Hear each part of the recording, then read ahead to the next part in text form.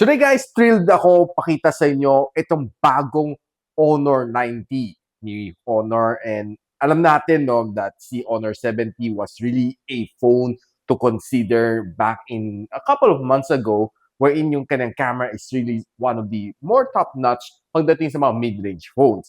Now, naglabas sila ng bago, si Honor 90, and this time around, it's a 200 megapixel na camera sa likod. And I'm really excited to see kung if this phone would be better than the Honor 70. Tara, buksan muna natin.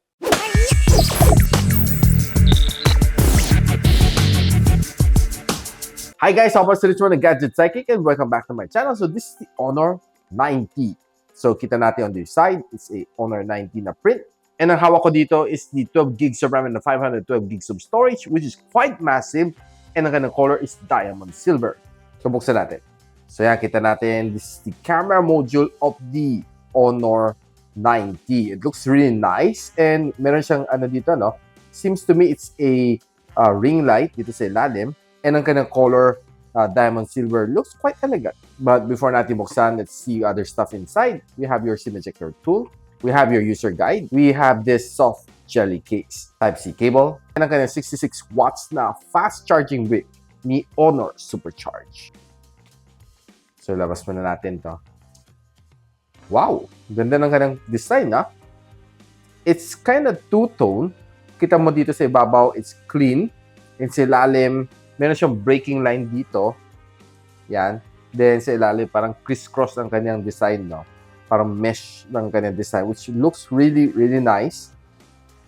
Kita natin Honor print dito sa side and some certification na print dito. Bigyan ko kayo ng quick phone tour dito sa Honor 90. Sa ilalim, we have your speaker grills.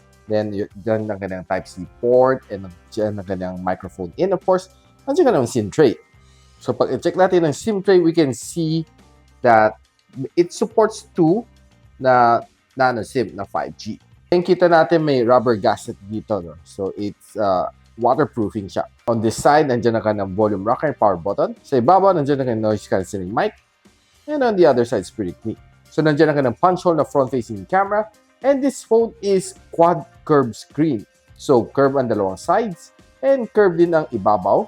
Plus, ang ilalim nitong phone nito. So, ang first impression ko dito sa phone nito is very fast and smooth. I love the display dahil sa kanyang infinity display. Thanks to its really nice na curved screen display. Now, what's important dito sa kanya, it's running Play Store. And itong phone na ito has the Snapdragon 7 Gen 1 na OC version. Now, one thing to like about the phone na ito, it's quite slim and nasarap siyang hawakan dito sa likod. And probably one of the best things dito sa kanya is ang kanyang design. It looks really nice and really elegant.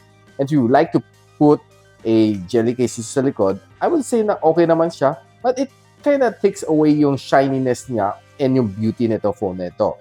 So I would prefer to, well, use this phone without the case. You can play with yung mga color mode and temperature dito to give you your better experience when you're watching dito sa phone nito. Na ito phone nito supports up to 120 Hz of screen refresh rate, so you can play between 60, 90, or 120, or you can put it to automatic sa kanyang dynamic mode. Just to give you some quick teaser sa kanyang photo, I can see a kanyang picture taken using the front-facing camera is quite really nice. And there's a lot of details dito sa kanyang front-facing camera, which I think magugustuhan to ng mga selfie lovers. Now, taking some indoor low light using kanyang 200 megapixel na camera, well, honestly, you can zoom to your heart's content dahil ang linaw ng mga shots na makukuha mo dito sa phone na ito. Now guys, don't forget to tune in dito sa aking channel para sa full review netong phone na ito, which is the Honor 90. And very massive ang kanyang storage at 512 and 12 gigs of RAM, which I think would be perfect for content creating. And yung storage mo, hindi ka. So guys, if you like this video, don't forget to like, subscribe, and of course, hit din yung bell icon para hindi mo miss mga future uploads here from my channel. And so, ako para si Richmond, and you're watching Gadget Sidekick. What's up? Like and subscribe to my channel. Don't forget to hit that notification bell. For one of my latest uploads, click the dito. And for one of my popular uploads, click here.